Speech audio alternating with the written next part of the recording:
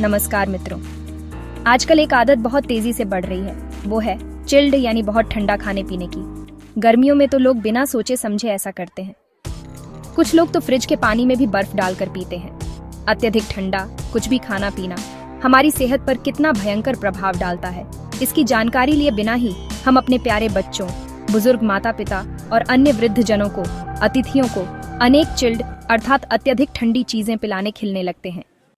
निसंदेह अपनी मर्जी का खाएं पिएं, पर जानकारी लेने के बाद आइए ठंडा पानी पीने के नुकसान को और विस्तार से समझते हैं। हर बिंदु को थोड़ा गहराई से।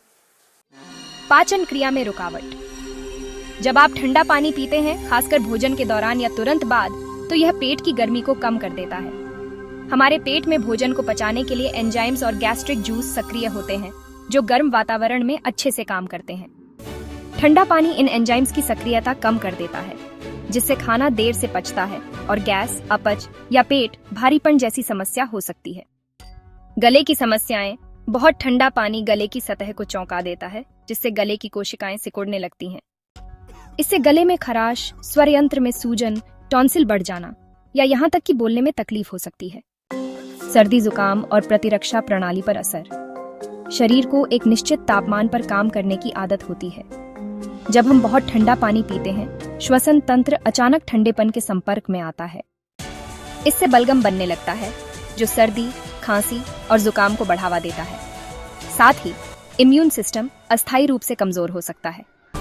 दिल पर असर, विशेष रूप से संवेदनशील लोगों में। कुछ रिसर्च बताती है कि बहुत ठंडा पानी पीने से वेगस नर्व, जो हृदय गति को नियंत्रित करती है, प्रभावित हो सकती है। इससे अचानक धड़कन धीमी हो सकती है, चक्कर या थोड़ी देर के लिए कमजोरी महसूस हो सकती है। यह स्थिति बहुत आम नहीं है, लेकिन हार्ट पेशेंट्स को सतर्क रहना चाहिए। शरीर के तापमान में असंतुलन। हमारा शरीर आंतरिक तापमान को स्थिर बनाए रखता है। जब हम बर्फ जैसा पानी पीते हैं, तो शरीर उसे सामान्य तापमान तक गर्म करने में ऊर्जा खर्च करता है।